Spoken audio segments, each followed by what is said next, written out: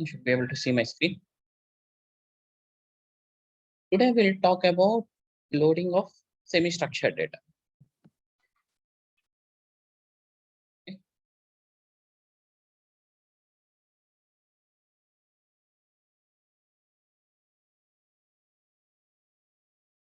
First thing, when we load semi-structured data, there are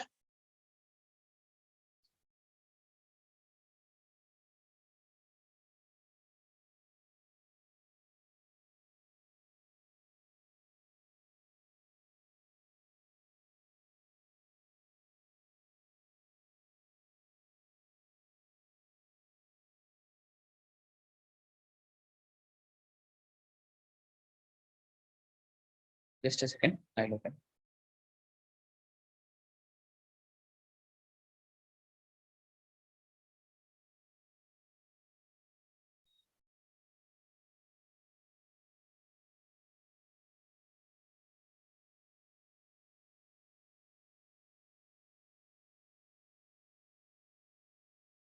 So most of the time we would have seen loading CSV file, especially the structured data, or even TXT file. We have seen loading of a structured data. Most in existing databases, loading the JSON file, XML file, Avro, Parquet, okay, it's a bit of challenge. These are the common formats, but there is no fast and easy place to store and analyze this information. And if storing is one thing, analyzing or transforming the data is a challenge, combining with the existing data. Whereas in Snowflake, you can load and analyze in minutes. You can load and you can store it as how you store the structured data. And we can analyze and transform the data using the SQL. Once you transform, we can combine with the other business data.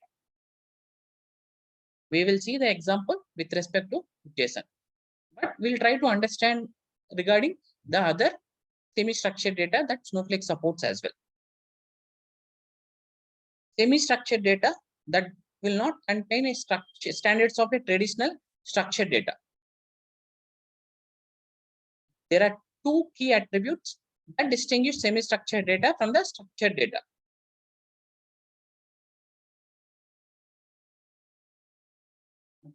Structured data, for us, we require a fixed schema. For us to load the data, okay, and query it. Semi-structured data will not have any fixed schema, and it can keep evolving it. Unlike structured data, semi-structured data contains multiple hierarchies of nested information, which we should try to query it. We'll find it more about it right now. Supported file formats for data load. Structured data, it has to be delimited. It can be in CSV file, TSV file, anything. Common format is CSV file, which is a default format which Snowflake supports. In semi-structured data, Snowflake supports JSON, Avro, ORC, Parquet, and XML. Let us understand JSON first. JSON is a JavaScript object notation. It's a lightweight plain text data interchange format based on subset of JavaScript programming language. As we discussed, JSON is a semi-structured data and it can have the hierarchical collection of name and value pairs grouped in object and arrays. If you take an example, this is an example. This is an example, very small example of a JSON data. It contains this contains only objects and an array. What is an array? Whatever is between the open bracket, it's called an array. Or open bracket or the square brackets denotes an array. Curly brackets denotes an objects. We see within this curly bracket, employees, this is an object. This whole thing between this curly bracket and this whole thing as itself is an object. Within an object, there is an array. Within an array, there is another array. Colon separates name and values in the name value pairs. If you see, if employee is a name, this array after employee is a value. If first name is a name and John is a value. Commas separate entities in an objects and arrays. You can see within an employees, first name and last name are separated by comma. These are values.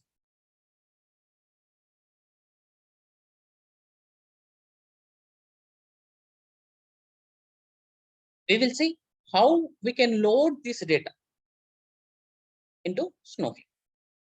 For that, I'm going to take an example. I will try loading this particular data.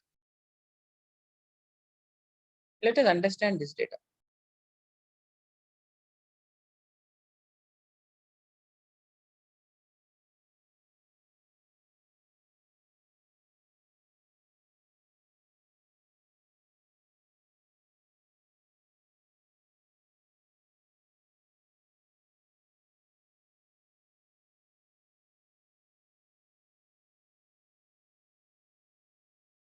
This is the data we are dealing with.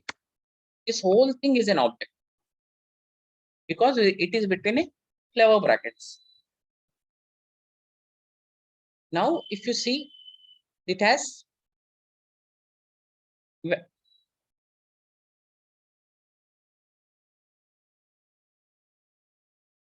if you see, this has name value pairs. Full name. What is full name? What is its value? Johnny, please. Age, the name. What is its value? 42. Gender, male. And phone number. This phone number again has an object, but this is a value. Within this object, again, there is name and value. Area code is this one. Subscription number is this one. Children. Its value is in an array. You see, its value is in an array. Cities lived. Its value is within an array. Here in children, within an array, there are multiple objects. It has 3 objects. Whereas in cities lived, within an array, there is an object, and within an object, there is an array. So we have an array within an array in cities lived. Children, we have just an array. So how do we, though it is not as a structured format, how you get in CSV file, you can just make out that children, he has 3 children with name, this gender, and this age. Like that, he has 3 children. Phone number, though it is not in structured format, we can know this is the area code and this is the subscriber number. Now, first thing is, how do we load this data? How do we load this data? Now, in order, what is the data type first? We have to, variant is a data type that supports this semi-structured data. If you create a table, a variant column or variant data type, you can hold all the semi-structured information in that variant column. Let us create a table with variant. I am going to create something called t.json table. Let me create manually. Ingest data.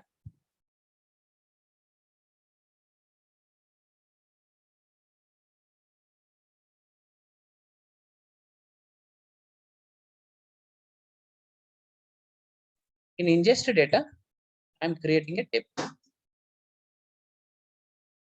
T.json and I'm creating a column. You go to the data type, we have a variable. I'm creating column B with variant data.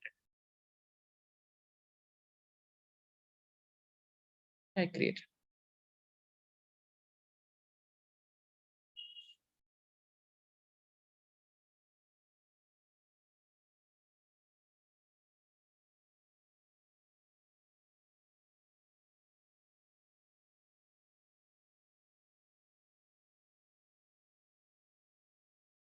Now, what I'm going to do, I'm manually inserting this table. Insert into this table, whatever we created, public t underscore JSON underscore name. What I'm going to do when I'm selecting the data, I'm using a function called parse JSON. That is, I'm giving an input to Snowflake, whatever is the data I'm inserting. You parse this when you are storing it as a JSON file. So let me insert this. One row is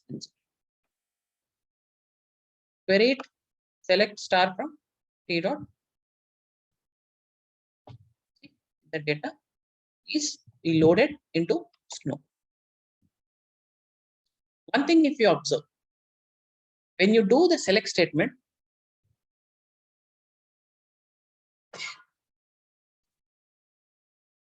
when you do a select statement, the order of the columns may vary. If you see, by default, it's in a ascending order. Age is coming first, children. Okay. After the children, then we have cities live. After cities live, we have full name, gender, phone name. Whereas the data which we loaded, we have full name first, age second, gender third, like that. By default, Snowflake stores this data, whatever is the name, in an ascending order. But is it going to affect? It is not going to affect. Because it is a semi-structured data, the order does not matter. What is important is whether that name value pairs are together or not. Whether if age is here at the beginning or whether the age is at the end, it doesn't matter. Because the name value pairs are together. Even within an array, if you see, within the children, okay, within a children, name, gender, and age is what we inserted, but you can see how it is sorted. Age is first, gender, and the name.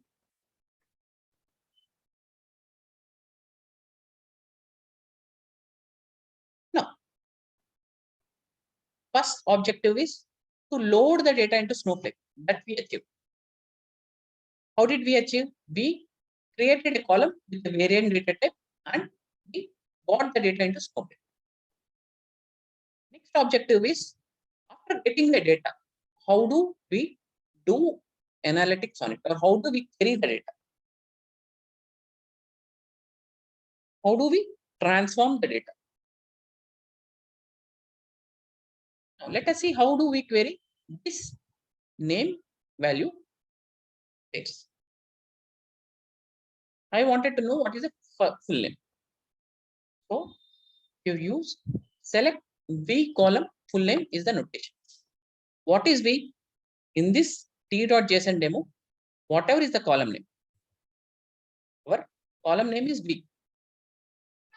So you need to specify the column name, column, and the name which you are querying. The full name. I'm getting something like unstable internet connection. If you lose my connectivity, just let me know. Okay. We know the inside. Yes, sure, sir. No. Select from table using this notation. Execute it. You get a null. The reason is you need to use this is Snowflake is going to be case sensitive. If your name, whatever is the name, full name, right? If the full name is this exact name, you should pass out. Same thing if I pass over. You see, there's a difference of small n and capital N. Select the same, run the same query. We get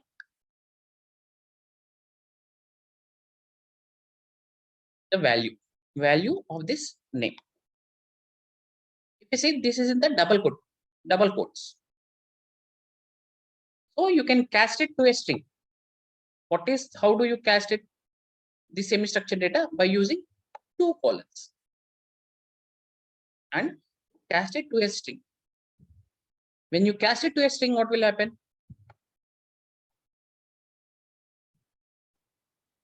Double quotes would be gone.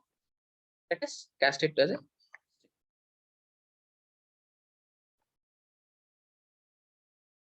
double quotes would be gone. But you see how the name is coming, V colon full name double colon string. So you can alias it as full name.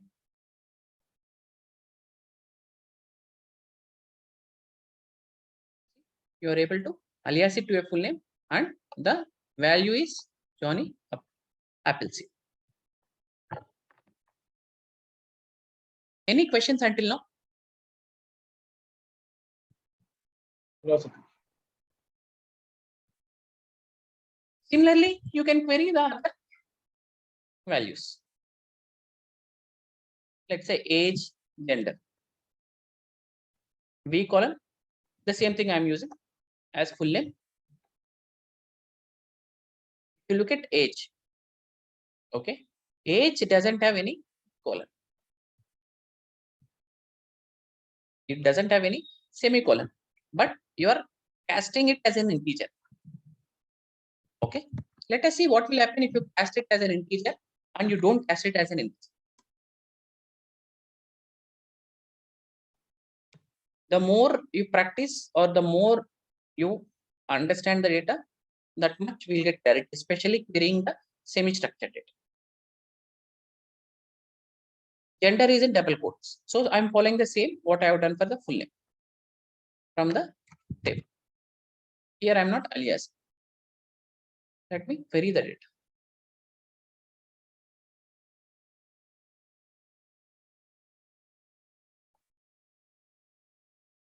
You see age, you notice something very unique. When you cast it, it has come to the right side of the answer set. When you don't cast it, it is on the left side. Okay. When you don't cast it, it just takes it as a string. Though it is not in double quotes, it just takes whatever is the information as a string. But when you cast it as an integer, it considers it as an integer. Because it is without a double quotes, you may find both of them similar. But there is a minor difference between both. Down the line, if you want to use it, if you don't cast it, you have to handle it as a string. This you can handle it as an integer.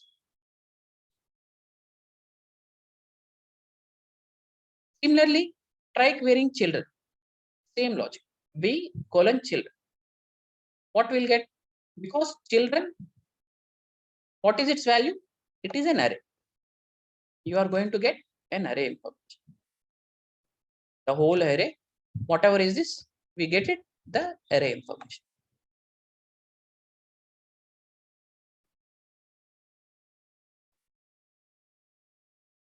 Similarly, you query the city sleeve. Within the city sleeve, you'll get the whole of an array. Cities.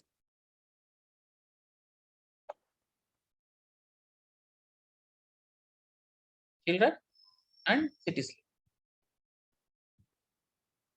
Can you combine this along with other things? Very much. You can include children here as well.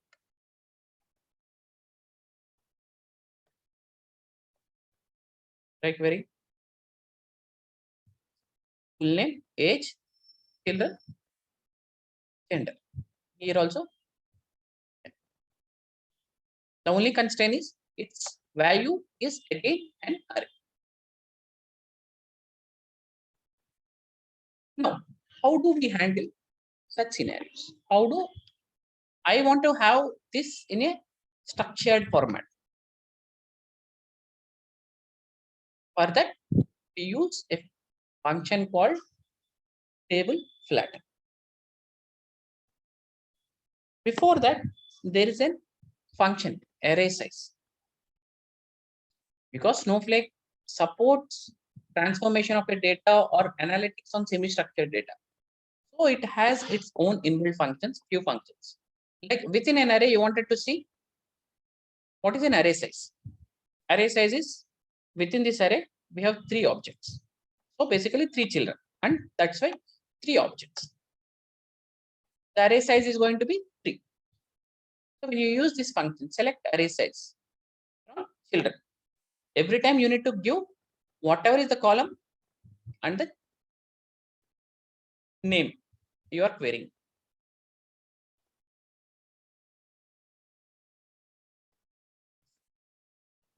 Because if you observe something, because I need to use this notation, I have created a column as a single alphabet. In case if you have created something like a bigger column name, every time you need to pass that bigger name here.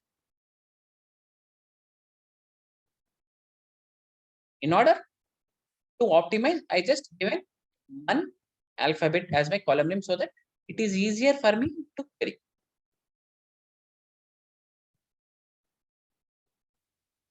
Now, you wanted to, first thing, let us see this with respect to query. You want to bring it into a structured data. Example.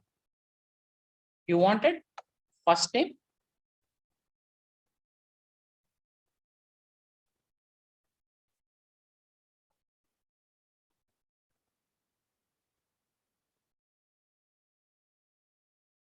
select first name and Able to hear your voice, Satish. Okay, sorry. is it fine now?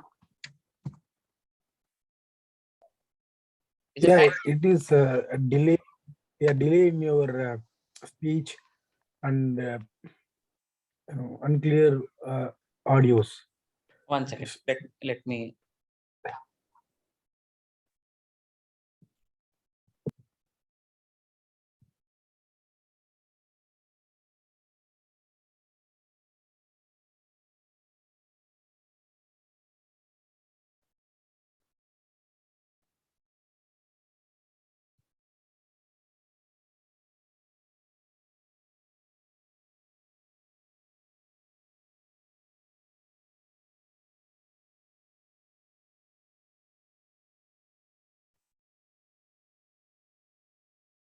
Yeah, how is it now?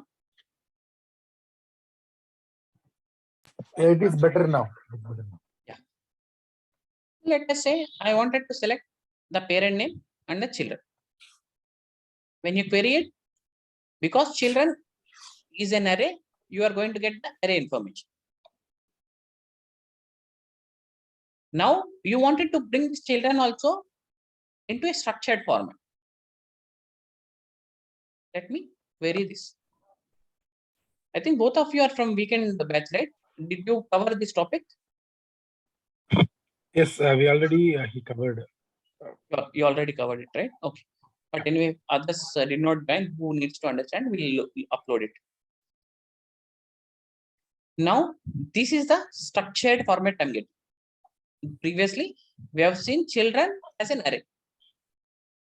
Now I am going to get this in the structured format.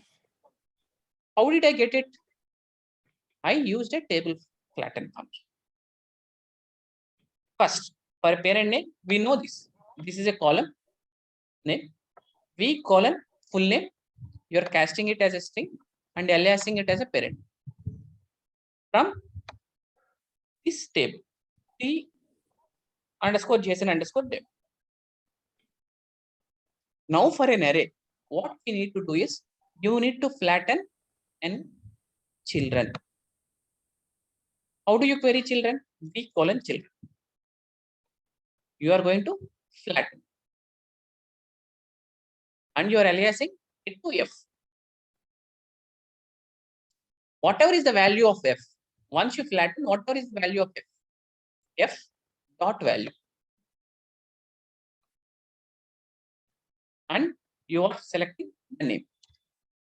F dot value colon name.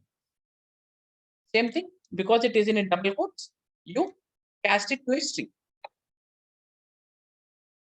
That becomes your child name.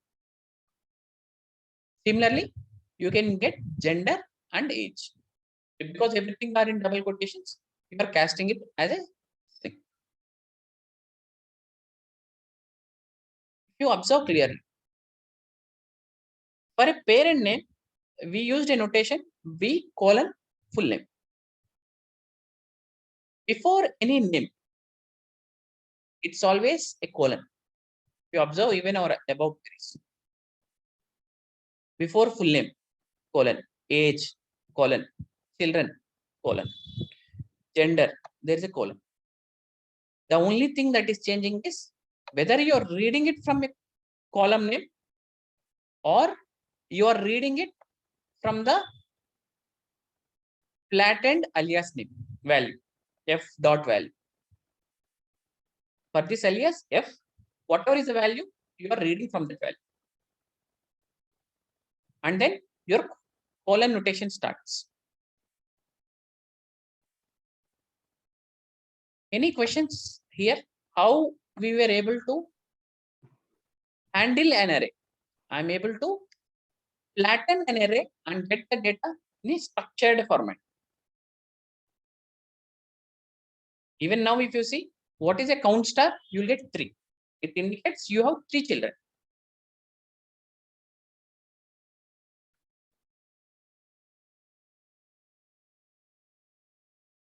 Any questions here?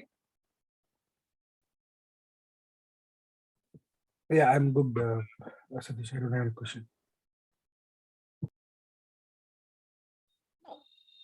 Can you use the functions along with that? Previously, we have seen array size 3. So if you use that function, array size b colon children along with the parent name, you can get parent name and number of children.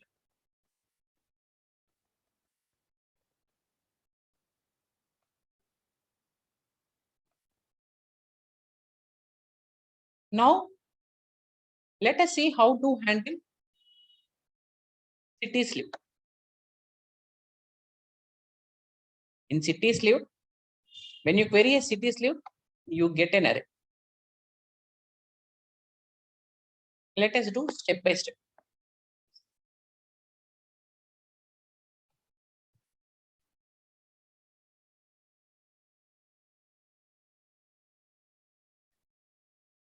Select b colon full name as a parent. In which city he lived? For that, if we want to get, first thing is we need to flatten it. Let us flatten.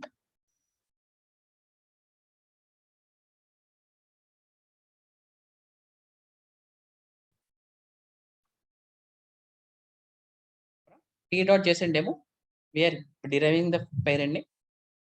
We flattened the city sleeve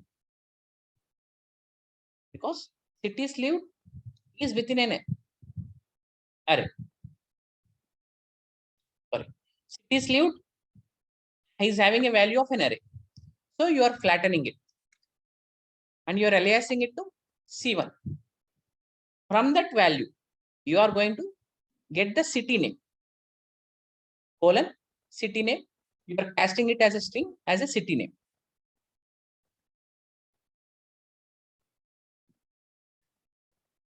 C1 dot value, then we have year sleeve, colon, year sleeve.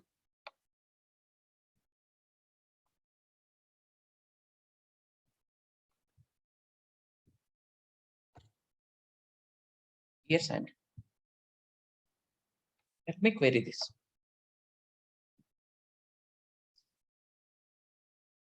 I'm able to get this cities, London, San Francisco, Portland, and Austin. And I'm able to see what in which years he lived there. But again, if you see, this is an array. We already flattened once. We already flattened whatever is the city sleeve. And we got the 2 columns, city name and years, which again is a array.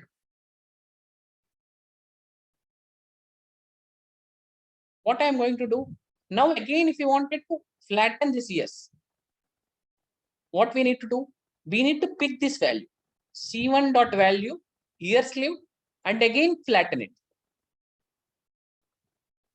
That is what we are going to do. C1 dot value colon years lived. Again, we are flattening it. And I am aliasing it to Y1. And whatever is the Y1 dot value is nothing but your year. Because there is nothing, no other name. You just have values in that array. So you are just querying the values. Y1 dot value, you are casting it to a string and you are going to get year lived. Query it. Now, if all the data, whatever we have is in a structured form. Even if you get another array, if you want to query it, again, you need to flatten it. Just follow the hierarchy. How I have done, right?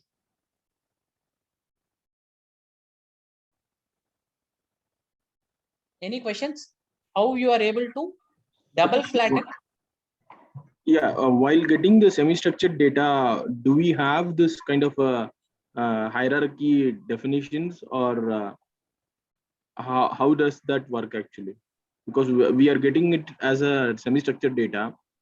Who will be responsible to give us this hierarchy, like the business analyst or the DBAs, or I don't know, like You once you get a semi-structured data, you will be able to, like, see, we are taking an example of only one person.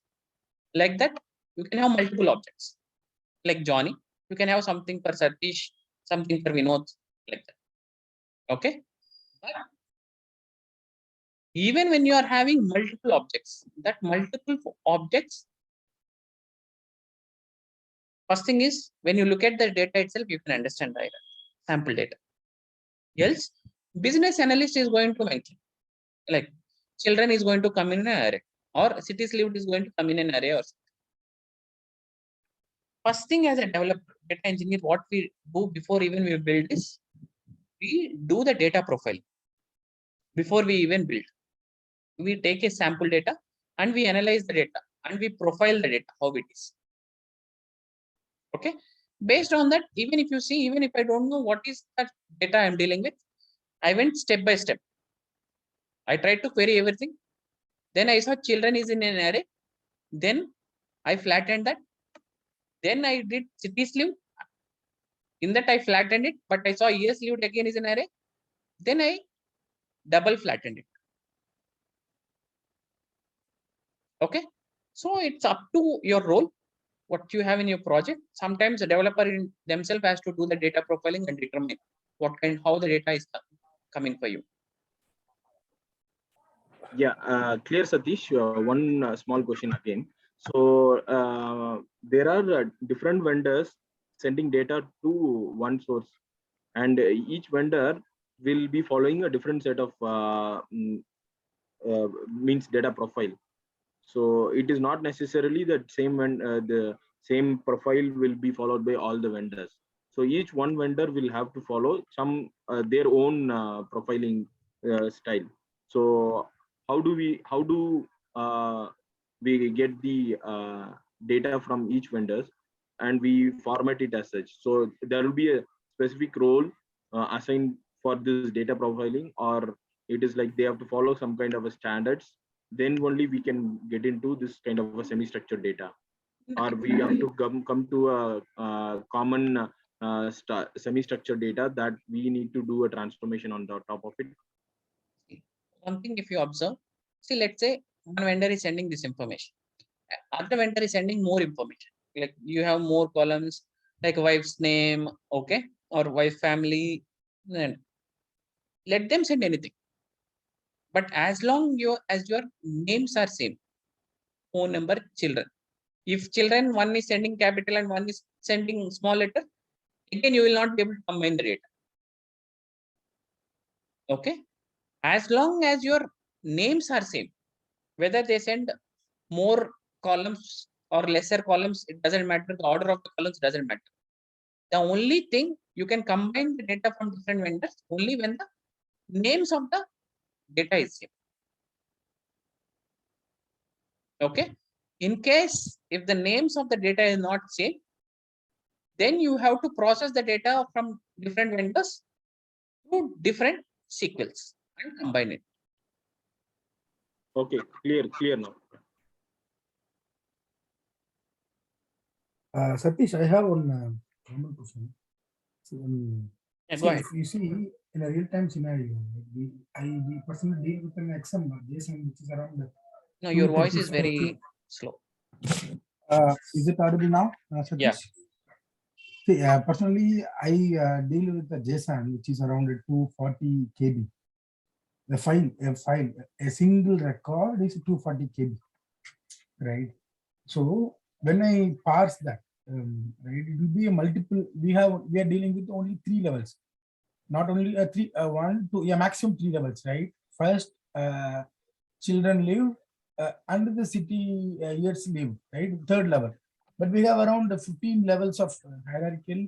And when we join like that, now as per the query you wrote, every level, right, every level of the hierarchy, we are creating a new from table name, right? Which is from Correct. yeah, every hierarchy in the same column for a single row, we are writing 15 hierarchy, we are writing 20 alias, right? Correct. Is this a good way to parse the XML in terms of performance? Because if you see 100 GB, if you see 150 GB of file, as we spoke, right? Yesterday we spoke, right? Around 250 GB, right? GB or MB, each file that yesterday we spoke about, right? Yes. Let's say 150 MB or 200 MB, right? If you load a file of 200 MB of 240 KB of XML for each row, if you write like that, will it be good in terms of performance? See, how you deal with semi-structured data, we talked about splitting a file. Okay. Yeah. But semi-structured data, you are going to just dump everything into one column, right? Yeah. So only when you don't split the semi-structured data. Basically, it is the structured data you can split because you have utilities that separates the data based on size or number of columns. But semi-structured data you cannot separate it. No, it can be separated. For example, if you see the source file, right, the source, I cannot separate it. But when we do, you say the profiling, which means the handshaking between the teams and the vendors, right? So they should be able to provide the limit, the number of records in the each JSON file, right? Correct. So yeah, so in that case also, if you say that okay, I cannot the record, the file should not exceed 100 MB or 200 MB. If you say they should be able to, by seeing the number of columns in the XML, they can calculate and easily limit the file size by the rows, right? So for this XML, own file which can only have a 200 records or 500 records. Like they should be able to, as a producer, they should be able to restrict it. But my question is, 200 MB of file with 240 KB of each message size itself 240 KB with 20 to 25 hierarchy level of hierarchy. So if you write alias of 20 alias for every row, which means that each row we are referring 20 alias, right? So I was doubting that how good it will be in terms of performance. See, first thing, your semi-structured data performance is not going to, you cannot compare with the structured data performance. That is always there. Okay. That is exactly the reason. And if you have a choice, if you see, you are able to query this directly using a join, and if you want, you can have it in a subquery and join it with other structured data. But because you are doing a multiple joins to get into a structured data, Snowflake advises store this data into a table. Like first, flatten your semi-structured data and store it as a structured data. Then your further joins with the other structured data or with your other. Yeah. That can be done. Any data we get in the warehouse environment, we first store it in the staging. Right? Any data, Correct. formatted, non-formatted, we'll put it in the staging, right? Correct. The staging, we can flatten it and we can convert it as a denormalized table. Whatever you are showing, it is a denormalized table form, right? Correct. And put it in a staging table, we can convert into normalization form and put in the actual table in the warehouse. That can be done. So my question, okay, we'll see how in terms of performance. The same thing, because this, as you said, if you have to flatten and get it 25 times, okay, you are going to use a considerable amount of computing power. Okay? Yeah. That is what I use. Lot of computing. That is exactly the reason why we have the batch loads. We have a dedicated warehouse, or you size your warehouse accordingly based on how much is the processing, and because the higher the warehouse, the faster your query can be, or the lesser time it takes. Yeah, I understand. Higher the warehouse, the bill also will be so much, right? Yeah, but that is a need, right? Yeah. See, it's a business need, basically. Within that business need, how much you can optimize. Yeah. Right. See, we see the pros and cons of the model, every aspect we do, right? Correct. So if I write a Java utility, if I write a simple Java web services to consume that and put it in the table, it won't. In terms of performance, also it will be fast. It will. It's not that. It's a general thought that I'm sharing with you. It's nothing that about that I'm saying this is bad and good. I'm just telling you my experience and how this can be done in a cost-effective way. So if you have the Java process, right, write a Java web services or microservices to consume this, read the file, put it in the formatted table, convert it, parse it, put it in the formatted table. It will be more cost-effective to have the big warehouse and process that, right? So it is my thought. Correct. Solutioning part is again different. See, even you can use Java, you can use Python, okay, to deal with the semi-structured data. And Python, yeah. See, that comes as a solutioning, your architectural solutioning, how you want to deal at a project level. Okay, that is at a higher scope. Now, why we are talking about this topic? How, if we get a semi-structured data, how to deal within the Snowflake? Outside the Snowflake, there can be multiple services, like how you are splitting a file into larger file into smaller files. If you want, you convert the semi-structured data into structured data and then use a Snowflake. Yeah. Okay, that comes at a solutioning level. Okay, what and all interfaces you wanted to enable with respect to Snowflake. Okay, that is always there. Okay, most of the cases you can use. Mostly I have seen Python utilities also doing it and then pushing the data into Snowflake. Yeah. I also hear that many places they are using Python. But now it is outside of Python, because we don't deal with Python, right, when we talk about Snowflake. Okay, but in projects, you can, if someone is using Python utilities, if you can code it in Python, very much you can do, convert it into a structured data and then push it in Snowflake. Yeah, we can put it in a data frame using convert this JSON as a data frame and using pandas and insert into database directly. Correct.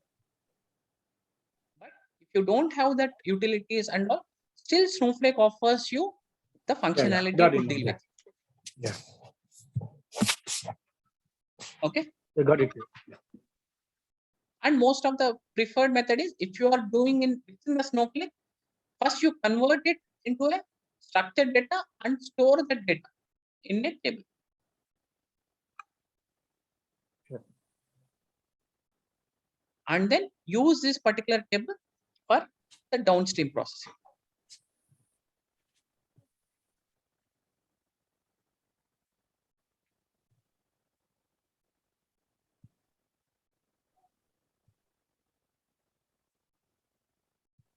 Okay.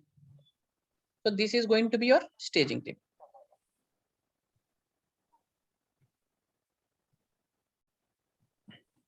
Any other questions?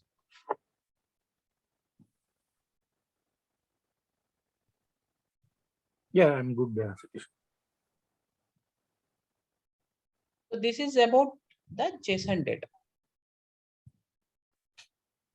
Okay. Now, if you observe clearly, the more you practice, you can have a doubt. What if I don't parse it? When I'm loading it, I parsed it, right? Let me create a same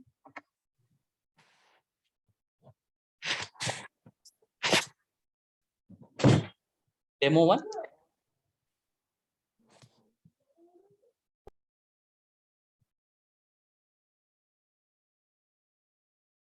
Creating something called V1.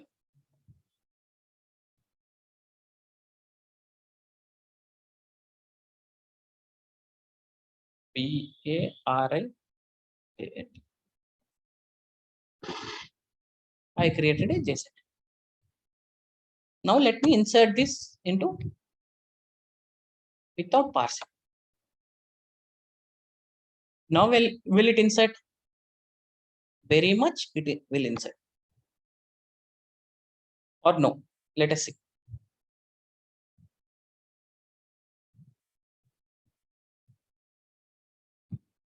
What is this? Expression type does not match column data. Expecting a variant, but what a variant. That is, So here the parse JSON is doing casting. it is converting, or you are telling the Snowflake that you are loading a semi-structured JSON file for which we use a variant column. Same table, same data. Can you load it? Calling it. I'll just leave it as a string. Yeah, we can. Can you load it into this? Very much. No.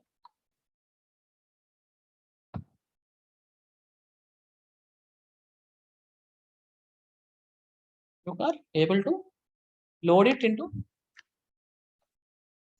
You can see the data would be loaded. However it is. The only thing is now this functionality is gone. So there is no restriction, column restriction, Satish. So how many characters we can store in the varchar? You have a Like maximum, Oracle. right? It shows, right? Maximum. There is a column restriction. I think there is a limit. Okay, how many bytes you can store? Outside that bytes, you will not be able to. Okay. There is a column restriction. Even variant column can store up to 16 MB of data. If it is exceeding the 16 MB, you will not be able to store the data. Even variant column has a restriction. Yeah, that makes sense because one XML, one record of XML, right, cannot exceed MBs, right? 16 MBs. Correct. Right? Now Yeah. you try querying the same thing using a string. It will not happen. You will not be able to query when you use this string or varchar. The functionality to query the semi-structured data is lost. So, though you will be able to get the data into the Snowflake, you will be only able to treat it for further processing if you load it into a variant column. Okay.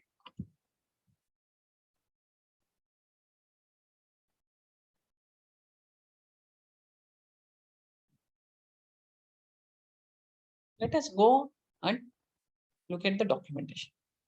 There are two more data types that support semi-structured data. One is an object and other is an array.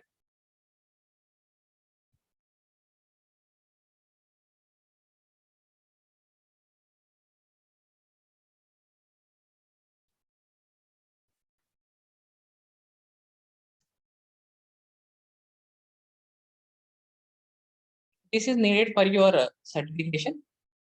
That is why I am coming to this topic. What are the data types that support semi-structured data? There are three: variant, array, and object. In universal purpose, we always go and create a variant data. Because if you want to load anything into array, you can. What is an array? That is between the square brackets. What is an object? Whatever is between the flower bracket is an object. An object again in turn can contain an array. In an array in turn can contain an object. Universally, you can have a data type of variant. So if someone asks you, or you can get a question in your certification, what are the data types, semi-structured data types? It's not only just the variant. Snowflake has a data type of array and object as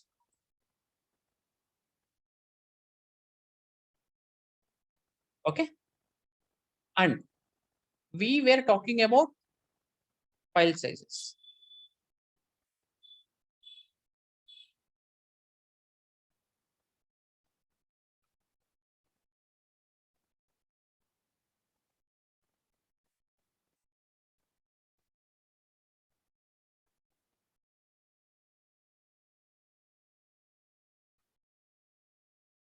Let us talk about a variant.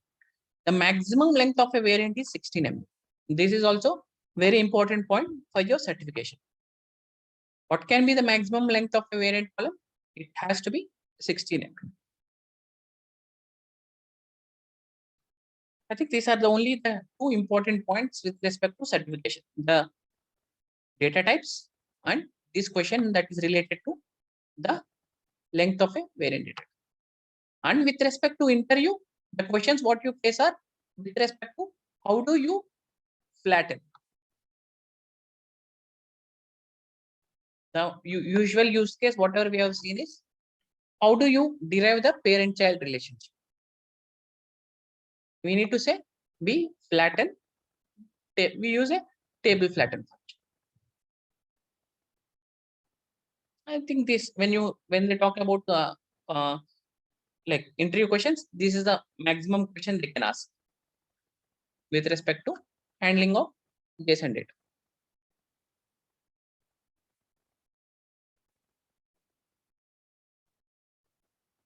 Any questions?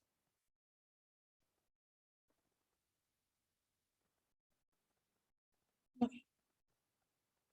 Let us quickly see what are the other data types and all. Okay, we'll not be doing any practical, but it's good to have the knowledge. First thing, another important thing I wanted to know you is when you create a file format, when you go to your databases, go to the file format.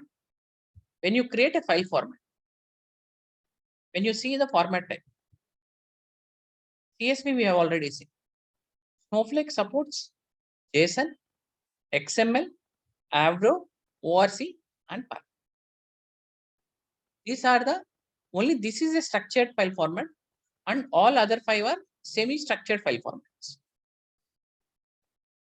Snowflake supports these 5 semi-structured file format to get the data for loading of a data.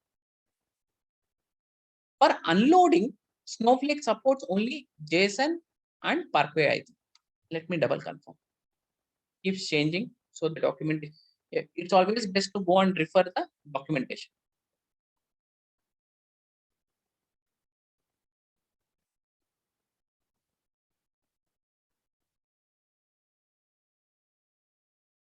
Supported for unload.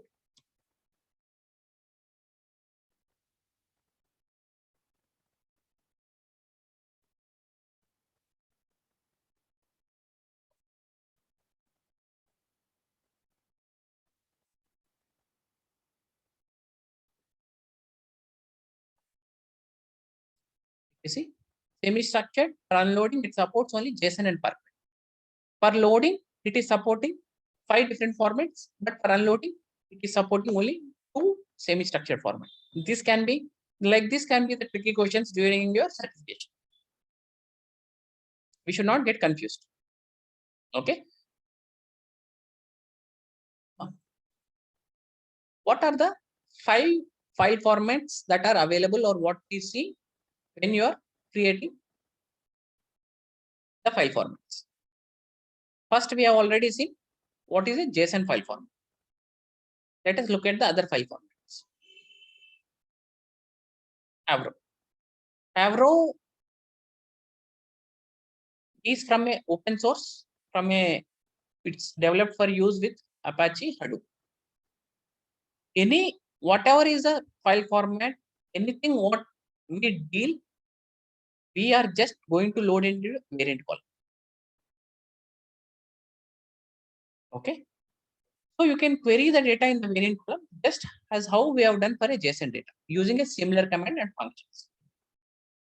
First, whatever we have to do is, this is an example of an Avro data.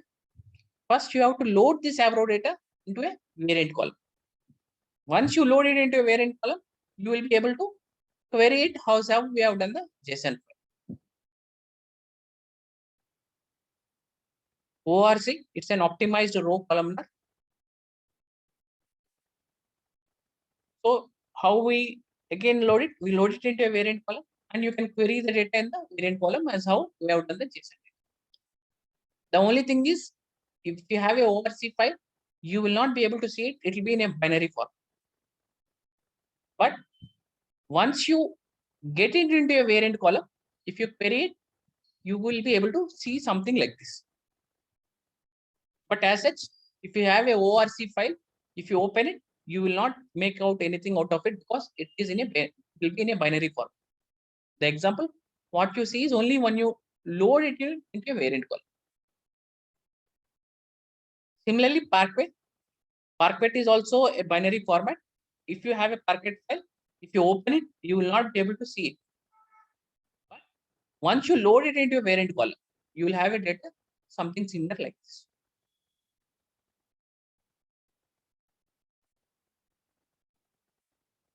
Fifth one is an XML.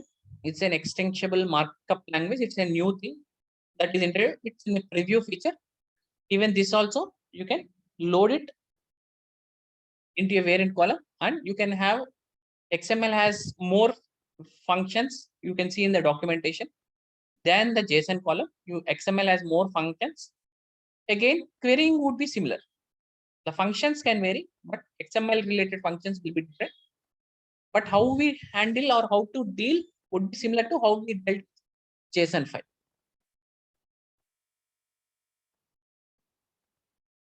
Okay.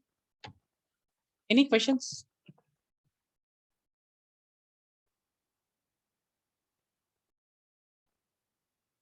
I'm good, Satish. I don't have a question.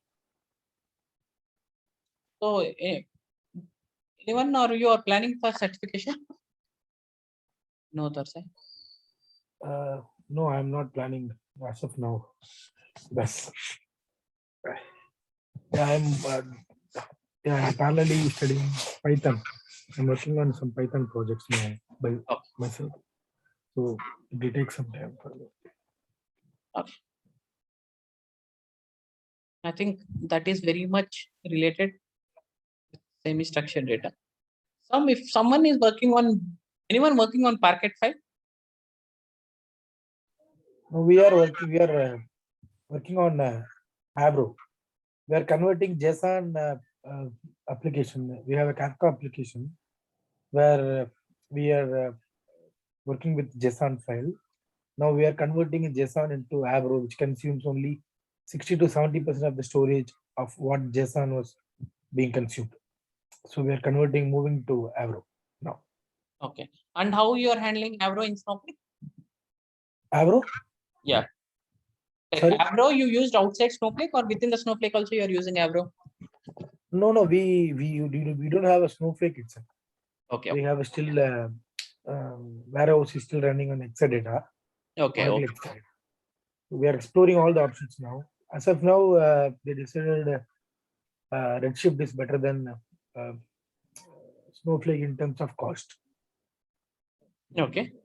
They are telling that, but they did not even decide. They did some POCs on Redshift and POCs and benchmarking on both Redshift and Snowflake. So they decided Redshift is better than Snowflake. Okay. I don't know, but they did not decide it. But these are all different applications, not a warehouse.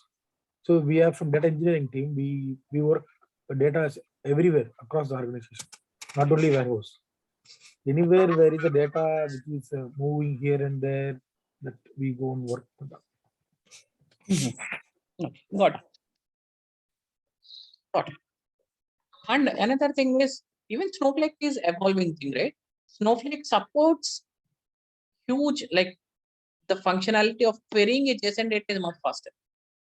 But the support for Parquet and ORC and Avro is still evolving with Snowflake. JSON, most of the clients are comfortable handling the JSON data.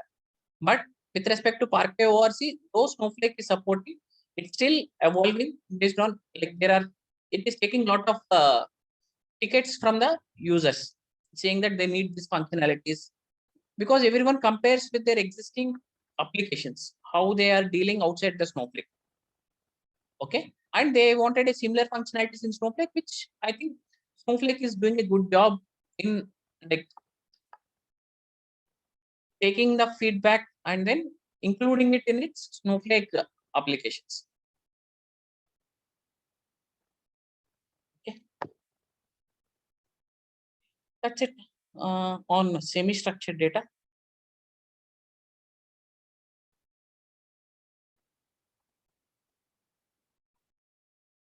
We'll talk about data unloading.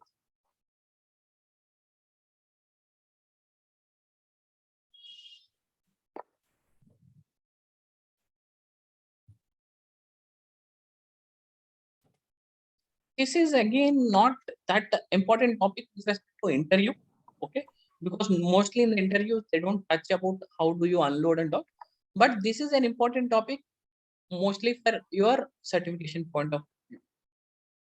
Okay, let us see this. Okay, I don't have the CLI to unload the data. We'll take it to next class probably. I'll talk about type of tables in Snowflake. In Snowflake, we have three different kinds of tables: temporary table, permanent table, temporary table, and transient table. Let us see the difference between these tables.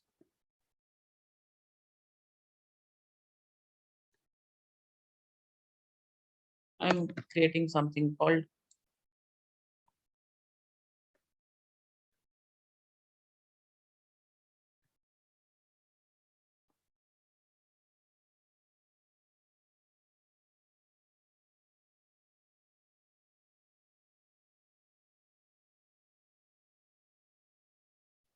you create a table. Same table, go and check. You created something called text. I'm creating something, create table, same text I'm going to create.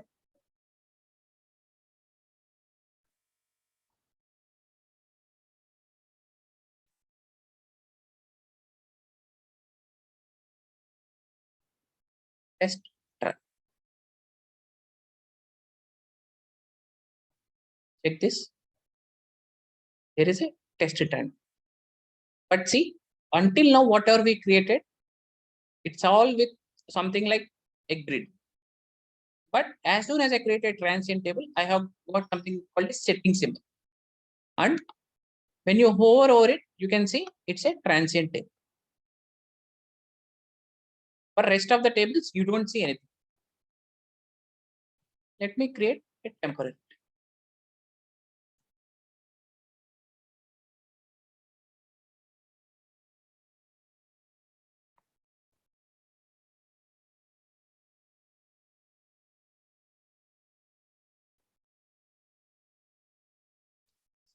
You can see It's a temporary table, and there is something called a clock symbol. First thing, we have to understand what is the difference. Temporary table is only session specific. Outside this session, this temporary table does not exist. Example, each worksheet is a different session.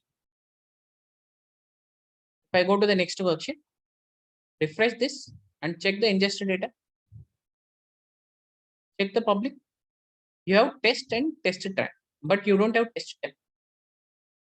But you have a test temp here. Still, if you want, you can query this test temp here.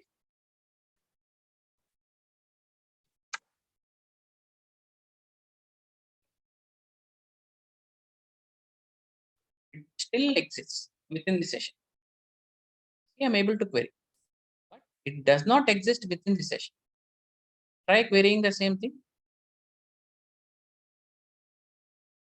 You don't have a test temp. Try querying the same query here.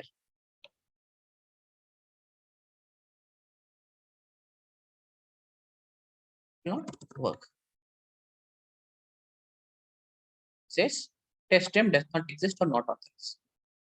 So, as you can know, it's only a session specific object. Within the session, it exists, but not outside the session. Or within the session, until you explicitly drop, it exists. Apart from this, there is a transient, and this table is a by default, we call it as a permanent. These two objects, test and test trend, these objects exist across the sessions until you explicitly drop them. What is the difference between these both? That is with respect to the failsafe and time travel, which we'll see in the later classes.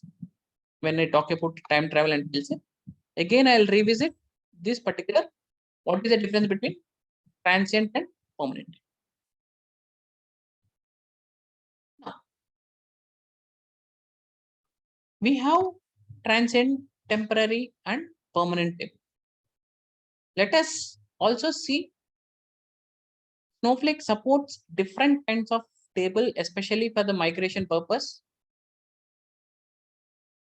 In other databases or like Oracle, Teradata, there you can see a different notations. Sometimes, let's say, a volatile table. Okay, this is something what you see in Teradata. Can you create a volatile table? Let us see.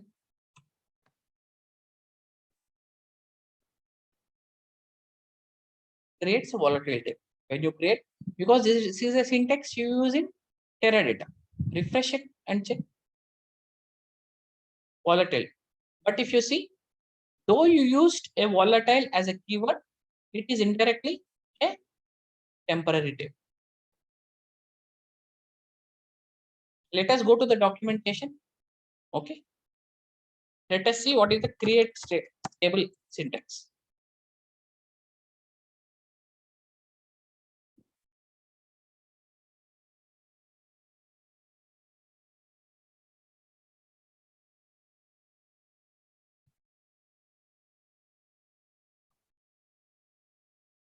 See, you can create local, global, temporary, volatile, and transient.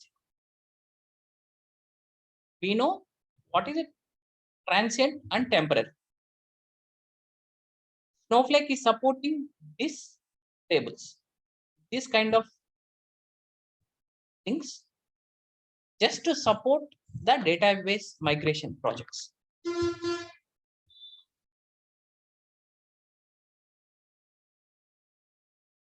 But in actual, we are going to have only three kinds of tables: permanent, transient, temporary. Let us test the other things. Everything would all equate to temporary.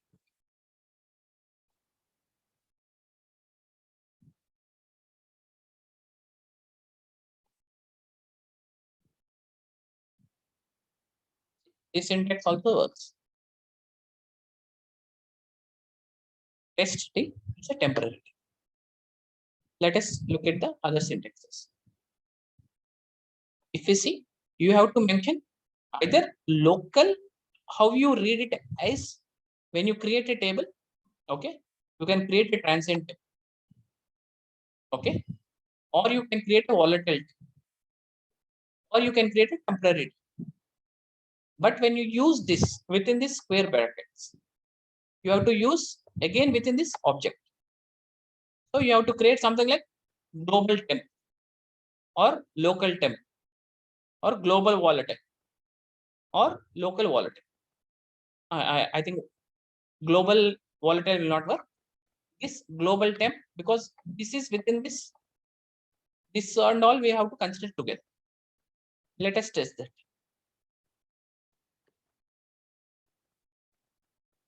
Create global temp. We'll call it as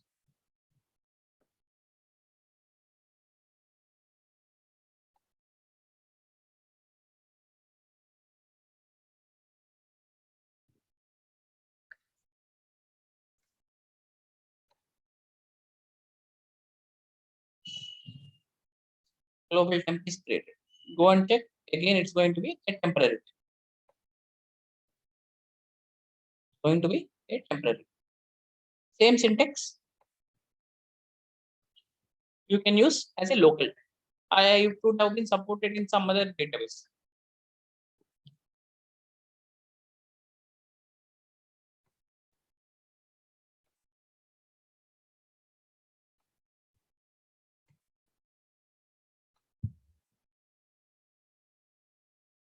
You are able to create this. This also is again a temporary. Test local. It's again a temporary. You can see, like I was able to use either temp or temporary. Even previously, there is no temp also. If you see, you can find the difference here. Whenever you use a temp keyword, it is in black, whereas temporary is coming in a blue.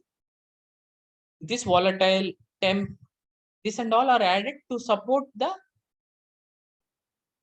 DB migrations. Any questions here?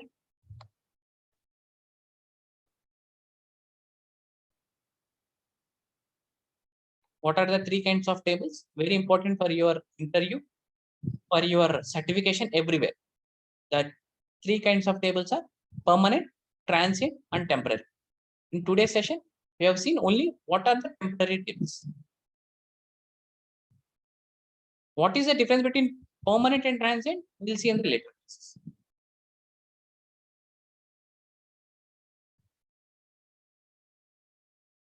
Any questions?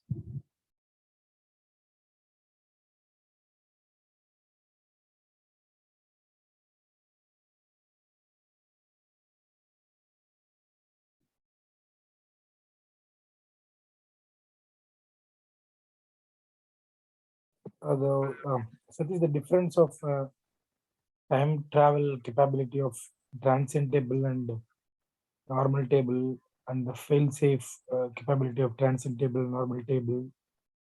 So this is things and all we will see later, is it? Yeah, we'll see later. Okay. Once we discuss about time travel, then we'll discuss about the differences. Okay. Okay.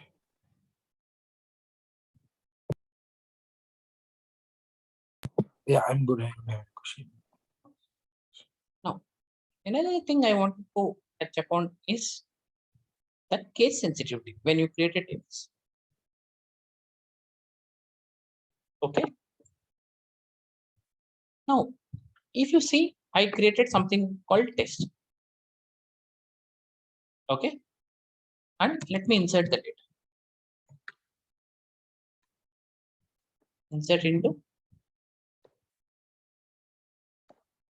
test values.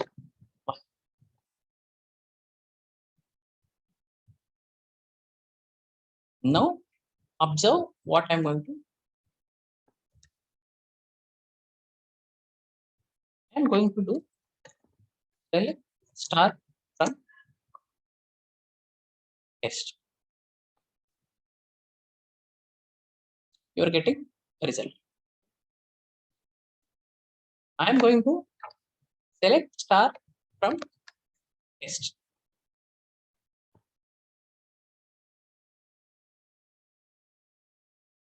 You are getting a data. Select star from test. Everything small. We are getting data.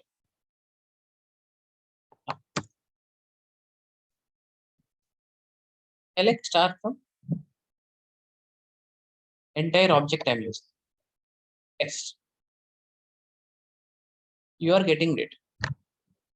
Entire object I'm using. Select star from. Now you give something like mixed case. How you created the table, right? Now you are not going to see this.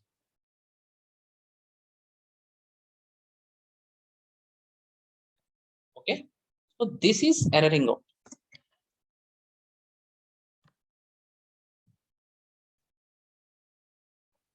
Same thing you do with all small letters, like how it worked here, right?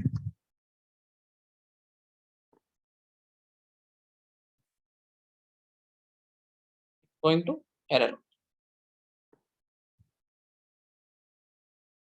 So why this error? When you created, it worked fine. Same thing, I'll create different. Let us, we will not go deeper. Let us just touch upon this topic because it is needed for your certification purpose.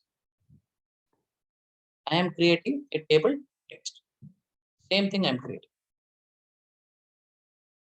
First thing, will it allow? Because if you try creating the same table, first thing we get is an error. Object test already exists.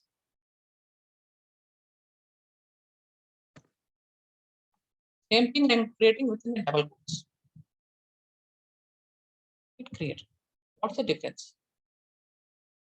Test is there and test is there. Previously, though when I created like this, I'm able to see everything in capitals. When I gave within the double quotes, you can see. However, exactly how I have given, it is created in the same.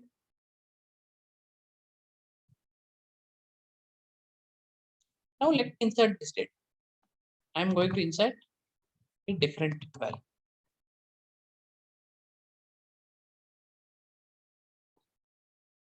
Test, I'm inserting.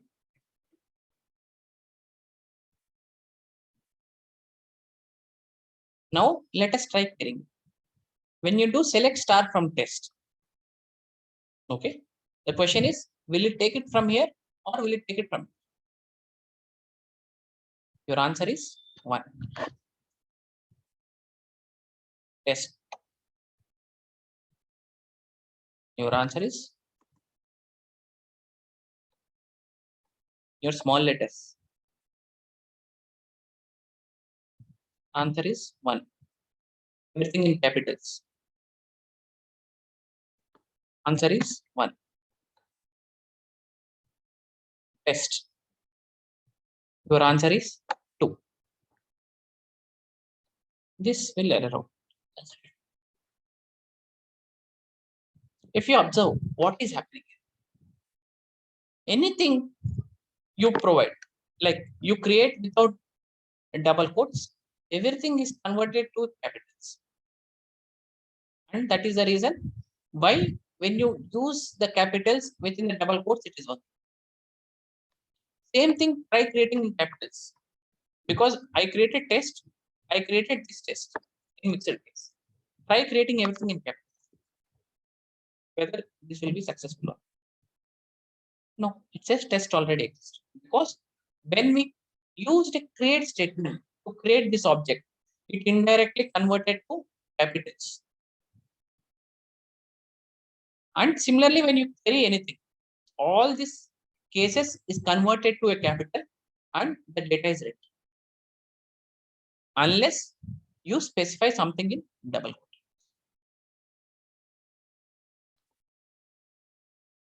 Any questions? Is it clear? Yeah, this is a existing Oracle property. Satish, isn't it? Similar to Oracle. Yeah, Oracle also, if you use double quote, we can maintain the case sensitivity in the object name. Correct. But important thing is when you don't maintain, it converts to a capital. Yes, that is also default Oracle property. Okay. No? I'm not sure. I haven't worked much on Oracle, so I cannot comment. Oh, But similar to Oracle. But I noticed that it is something similar to Oracle. okay.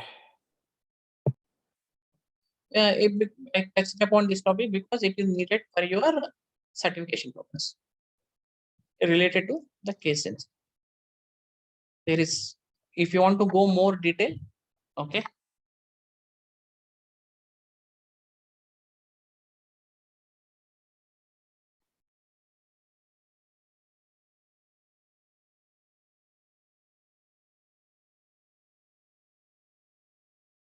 I explained different more scenarios here. Go through this block, okay.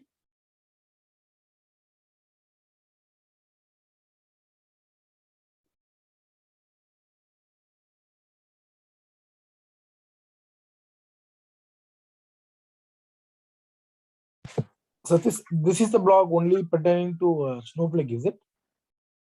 Yes, this is the blog I maintain. No, it is a Snowflake portal or which? How did you create this? Yeah, I created. No, what my question is, if I want to create a blog like this for different, let's say Python, right? You can create media. I think there are different blog sources, right? You can pick anything. Oh, in medium blog, right? Mm. Okay. Okay. Now we have our time. Let's have a quiz. Snowflake architecture is called as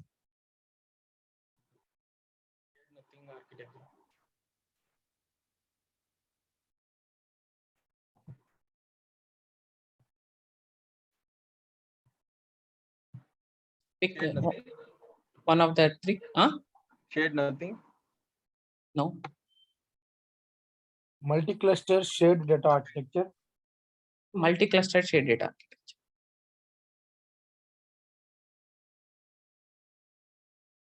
I will refresh this because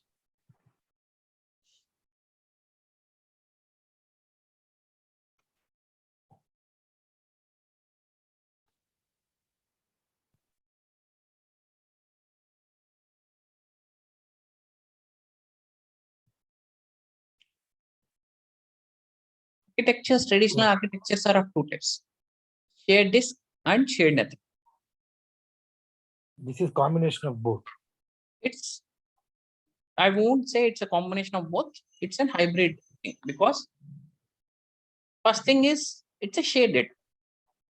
But the disadvantage in shared data is it leads to a contention in shared disk. Like multiple processes using the same data, it was leading to a data contention. Whereas in Snowflake, though it is a shared data, it does not lead to a contention. And you can create a multi-clusters. When you call this multi-cluster, like different warehouses. Using a different warehouses, you can access the same data. Your storage and compute is independent in Snowflake. Whereas in this traditional architectures, your storage and compute are dependent. Higher the storage, higher the compute, something like that. I think that is one disadvantage with Redshift. When you create a cluster, you need to choose whether you want to have a storage cluster or a compute cluster based on your requirement, right? And they come with definite, compute power and storage power. Siva, you can correct me. No, I don't know. I don't know Redshift. No, you said that you were working on Redshift, right? No. No, they are doing POCs and profiling. to say which is best and which is not. Okay. If I Still go, we haven't decided.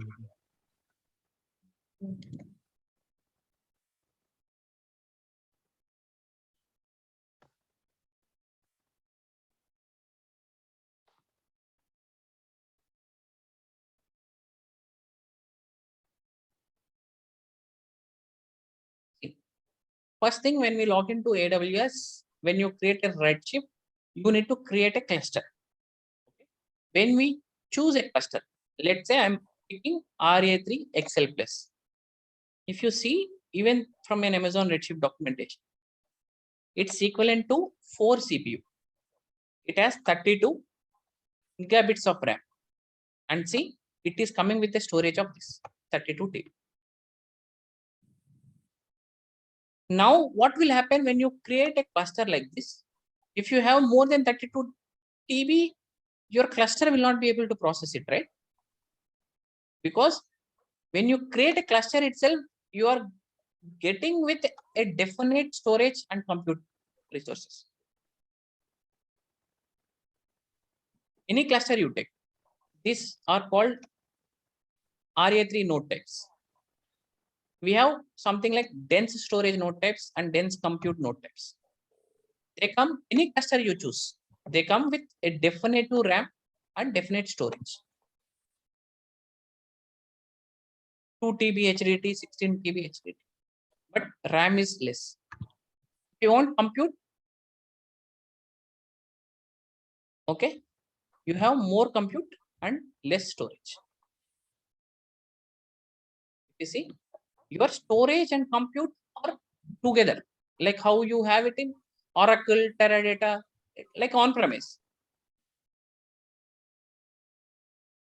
Okay, whereas in Snowflake, you can scale your Snowflake is not going to restrict how much ever data you're going to get.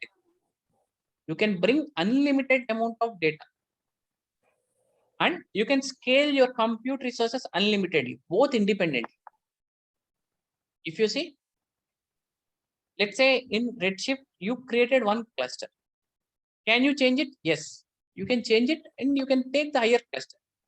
But that requires a maintenance, right? You are seeing that you need more RAM. Then you go with a higher RAM.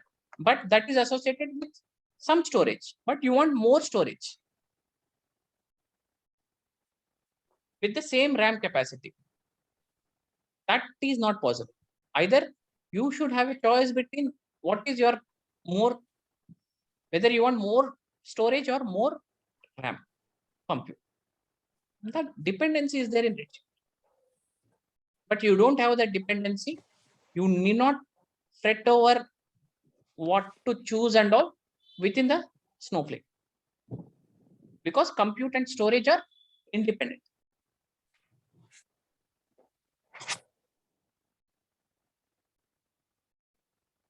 Okay. Siva, I hope it gives you some insight into Redshift. Yeah. We are this architecture, right? This was already taught to us. I think me and Vinod, so that we know this architecture. He explained us. Okay, but I wanted to tell you Redshift. This is one drawback. Where Snowflake I'm thinking now. It is how this is comparable to Redshift flexibility, that we can independently enhance the processing speed and we can independently enhance the storage. But this Redshift is something that we have to do everything together, right? Correct. In this case, if you see a case, I will tell you, if I want a cluster, right, which needs only more storage and less processing, right, I have to choose a machine with more storage. Even though if I don't want to use the more processing capacity, I have to pay for it. Correct. Right. Yes. See, every decision is made in the organization based on the cost, right? Yes. See, cost is a different thing.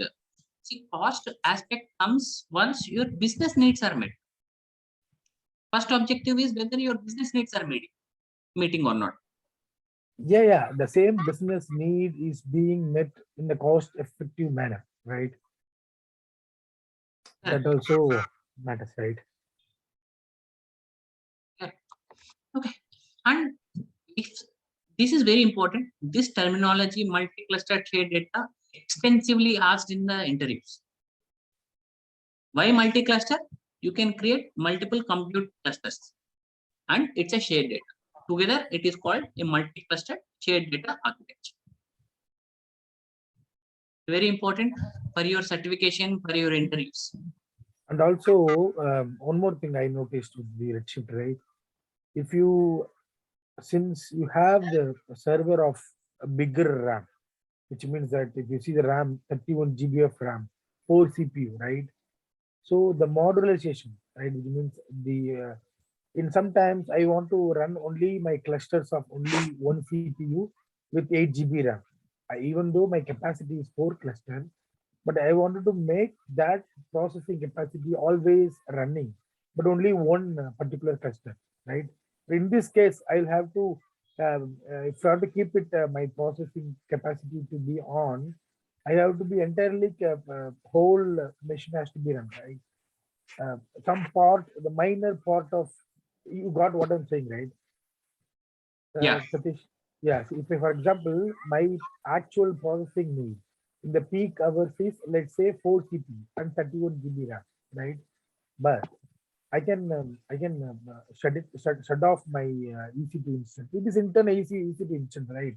I can put it down or put some, what is that? Some node, sleep mode, right? I can put it in, but the entire 4 CPU and 31 GB will be shut off or not running, right, for some time whenever I want. But in the Snowflake, I can split the 4 CPU into single CPUs, right? I can still more modularize my requirement. I can only make one CPU at a time active, and I can free the rest three on the sleeping mode. Got it, right? Correct. So the more flexibility of modularized processing capacity is not available in the Redshift. Correct? Correct. Yeah, that is also a good feature. Yeah. Okay. What is the problem with shared disk architecture?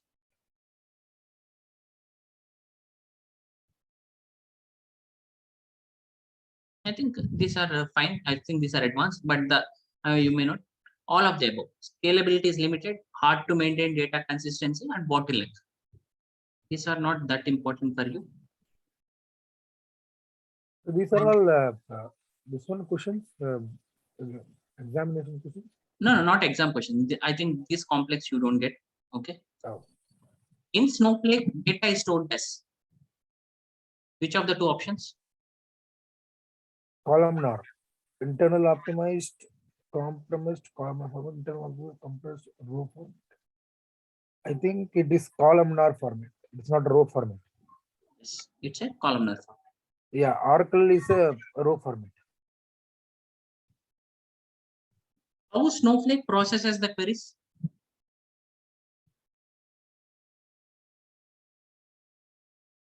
The query means using cloud size layer. Oh, sorry, process data and the storage layer also makes sense. The processing happens. Only two options we have. Three options using virtual warehouse. Virtual warehouse processing. Yeah, virtual warehouse makes sense for me. Vinod, what is your answer? I think. Oh, okay. For me, it says three, all three. For processing of queries, it's always virtual warehouse. No, yeah, but the decision, the planning, everything, right, will happen in the cloud service layer first, right? So Yeah. it's that. The planning, the query plan can be generated in the cloud services layer. But yeah, when it has to process the queries, it has to go to the virtual warehouse. So if you have to yeah. pick, you have to pick virtual warehouse. Okay. Okay. Which services are provided by cloud services layer?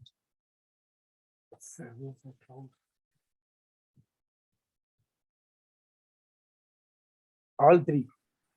First, only access control. Only one we can do. Authentication, query optimization, Yeah, authentication, query optimization, and metadata management. Yes, it's the third option. It does not do the data processing. It does not do the data storage. It does access control, but it along with that access control, it does through authentication.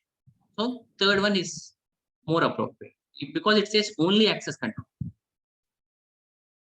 Okay, that is why I will be going with the third option. What are the 3 layers in Snowflake architecture? I think the question itself is direct. All of the above. All of the above is the answer. Let us have one more quiz and we'll close for the day.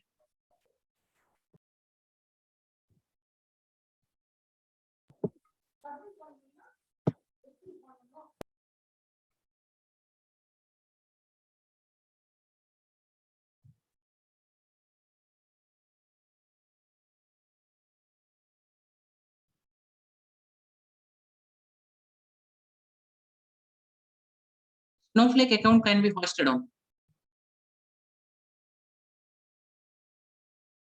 All of the above. All of the above. All of them. When I host Snowflake account on AWS, it will use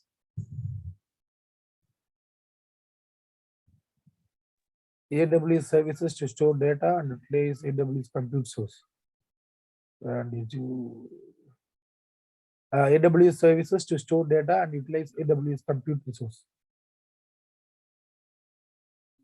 Vinod, your answer?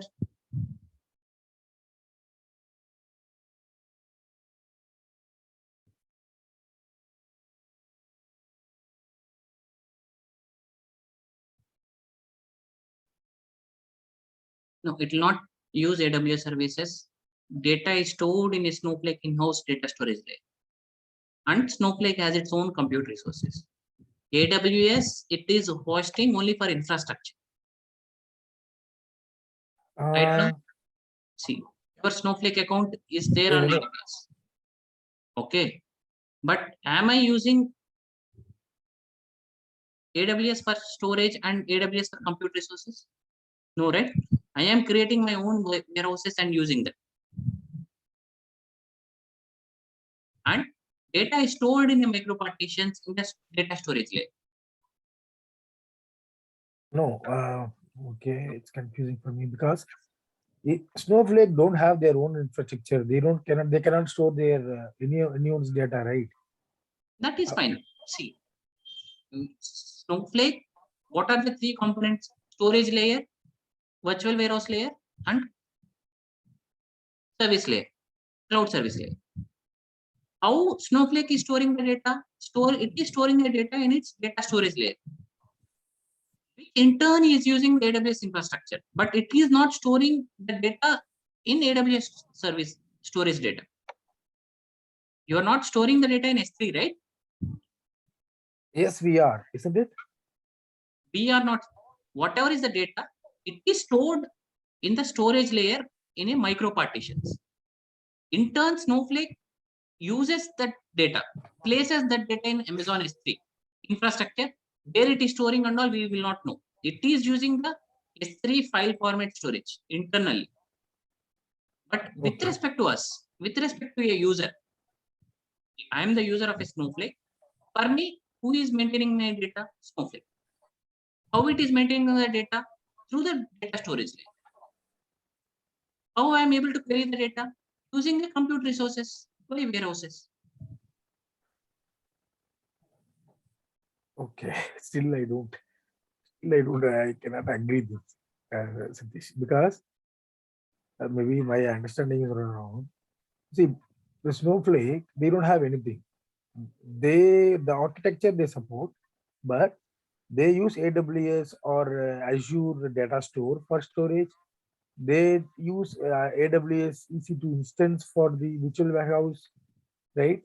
But how can we say that this is managed? This is all. This is Snowflake in-house data storage. There is nothing like that. correct? Then what? Then you would have got this question when we are talking about Snowflake architecture. What are the 3 layers? Then what is the use of a data storage layer? Directly we can say it is, Amazon S3 or Azure container, right? Yeah. So basically, when Snowflake is hosted, it is hosted within the VPC of your cloud network. Within the VPC, you will have these 3 cloud services layer, virtual warehouse layer, and data storage layer. Everything is within a VPC. VPC is like a virtual private cloud within the cloud services layer. So now, see, the VPC is not dedicated to every. See, VPC is not dedicated to each account, right? There will be an. Correct. The VPC will be shared with multiple accounts, right? It's a public domain. Yes, it's public. Correct. But within that, you are hosting your Snowflake account. Okay. So yeah, we can. I will. You are hosting your Snowflake account within the VPC, and within this VPC, you have these 3 services of Snowflake. Your data is stored everything within the VPC. In turn, for infrastructure, it is going to use AWS. That whole of the infrastructure is provided by AWS. But your data is completely maintained by Snowflake. And you need Snowflake compute virtual warehouses to execute your data.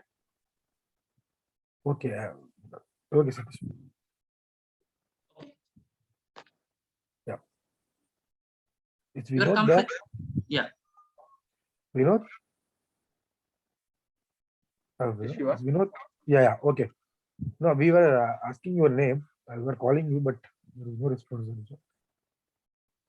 Yeah, I had some connection problem here. So Oh, Your company has a raw data stored in AWS S3 in a region, US East, North Virginia. If you are hosting your Snowflake account on AWS while creating a Snowflake account, which region will you choose? And you have to choose only one. If this is your certification question, what will you choose? US East. I think it would be better if you host in the same region. same region. Correct. Ideally, you can select Asia Pacific, you can select any region. But it is preferable we choose US East. The only advantage you get is you will not have the data transfer charges. Let's say you have a files in Amazon, which is in US East, your Snowflake account also in US East. When you're loading the data from Amazon S3 to Snowflake, you will not have the data transfer charges. Okay. Or you wanted to unload the data from Amazon to your S3, you will not have the data transfer charges. But if your Snowflake and your AWS are in different regions, you will incur the data transfer charges.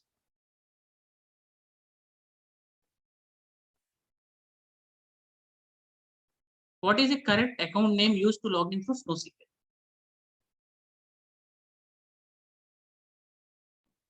Third one.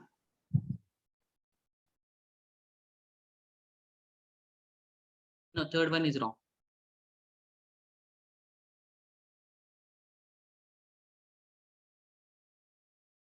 Third one will work only if you are having an account in US West. You have to log in with this US East. Try it out. When you create a database, what default schemas are created? Public and information schema, both. Every query executed in Snowflake has its own Query ID. query ID. Database consists of which of the following options?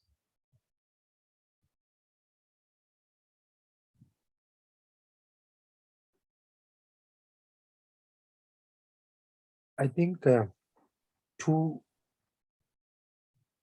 because we don't know sequence and pipes and all, but definitely 3 is wrong because the warehouse cannot be part of the database. Both are different. It has to be Right. between 1 and 2, but the answer is 1. Why the answer is 1 is if you go to your databases, tables, views, schemas, stages, file format. Oh, sequence. sequence. Okay. Can I compile the query before execution in Snowflake? Huh? No. Compile and execution both the same, right? Correct. We don't have Yeah. any separate compiler in Snowflake. Okay. Any other questions? No, I'm good. That's okay. Okay. We'll see you next week then. Yeah. Thanks. Yeah, thanks, Satish. Yeah. Bye. Yeah, thanks, Anish.